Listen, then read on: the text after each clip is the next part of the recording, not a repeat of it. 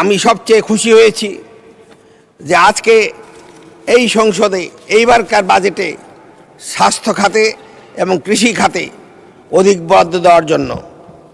আমরা দেখেছি বিগত দিনে 17টি বছর যার জন্য আমরা সংগ্রাম করেছি এদেশের চিকিৎসকরা, আমাদের চিকিৎসকদের এবং এদেশের চিকিৎসা ব্যবস্থাকে ধ্বংস করার জন্য বিগত সরকার কিনা করেছে।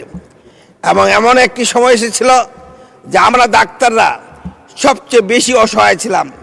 আজকে এই মহান সংসদে এই যে বাজেট দেওয়া হয়েছে, যেটি আপনার স্বাস্থ্য পরিকল্পনা মন্ত্রণালয়ের বাজেট প্রায় দ্বিগুণ বাড়িয়ে 69,409 কোটি টাকা করা হয়েছে, যা দেশের জিডিপির 101%। এতে চিকিৎসা ব্যবস্থা যে রোগ প্রতিরোধ, প্রাথমিক স্বাস্থ্য ব্যবস্থাকে প্রাধান্য দেওয়া হয়েছে। সার্বজনীন স্বাস্থ্য সুরক্ষার আওতায় প্রত্যেক নাগরিককে একটি করে আধুনিক হেলথ কার্ড প্রদান করা হয়েছে। মাননীয় স্পিকার, আমরা জানি এবং আপনারা সবাই জানি স্বাস্থ্যই সকল সুখের মূল। আজকে এই স্বাস্থ্য ব্যবস্থায় যে টাকা বরাদ্দ করা হয়েছে, এটির জন্য যে কত লক্ষ লক্ষ টাকা আমাদের দেশে মানুষ সাশ্রয় করবে সেটা আমরা বুঝি। কারণ আমাদের কাছে যখন রুগীরা যায় সামান্য একটু অসুখের জন্যই তারা বিদেশ যাওয়ার জন্য পাগল হয়ে যায়, কারণ আমাদের দেশে নাকি চিকিৎসা ব্যবস্থা নাই। এবং এই হাত দিয়ে আমাকে অনেকে রিকমেন্ড করতে হয়েছে যে he wants to go in abroad for কী বলে ফার্দার ট্রিটমেন্ট। এই যে অবস্থা করেছিল বিগত সরকার, ফ্যাসিস্ট সরকার, কোটি কোটি টাকা দেশ থেকে এই চিকিৎসার জন্য বিদেশে গিয়েছে।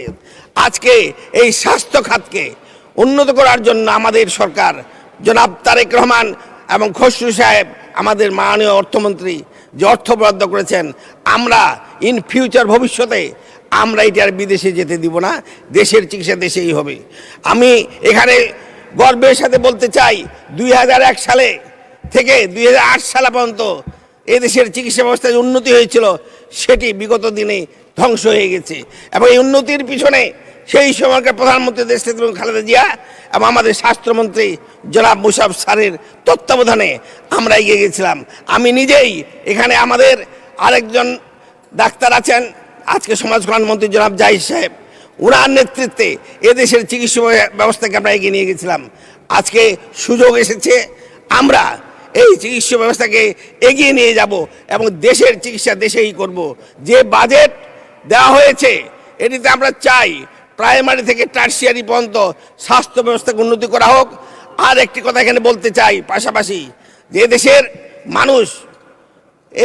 মানুষ চিকিৎসা পেতে চায় এবং তার জন্য হাসপাতাল উন্নত করতে হবে। কিন্তু দুর্ভাগ্য, আমাদের চিকিৎসকদের পর, এদেশের চিকিৎসকদের পর আজকে গায়ে হাত তোলা হয়।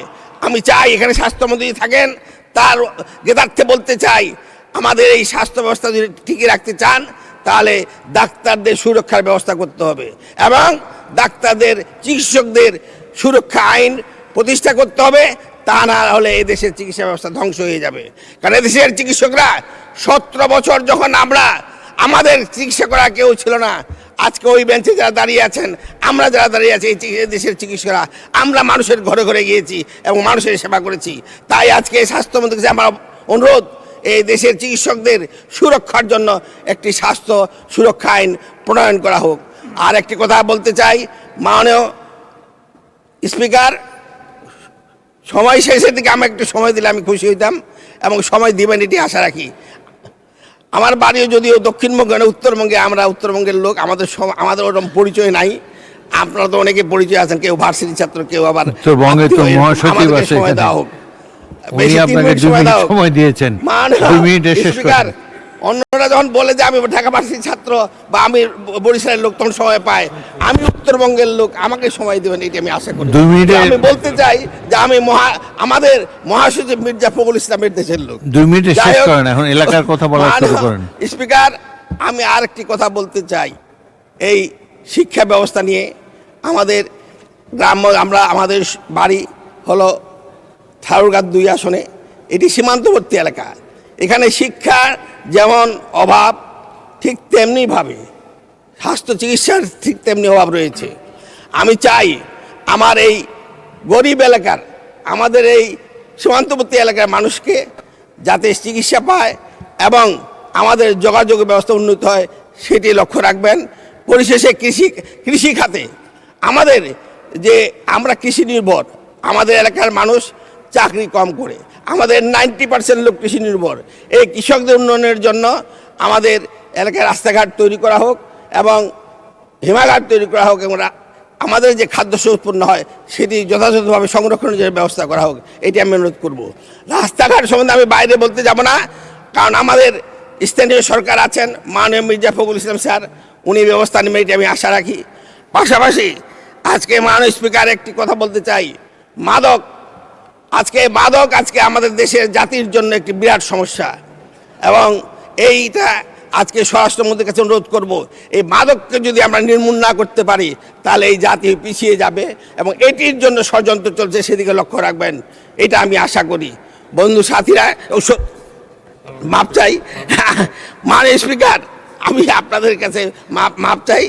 আমি আর একটি কথা বলেই আমার বক্তব্য শেষ করব।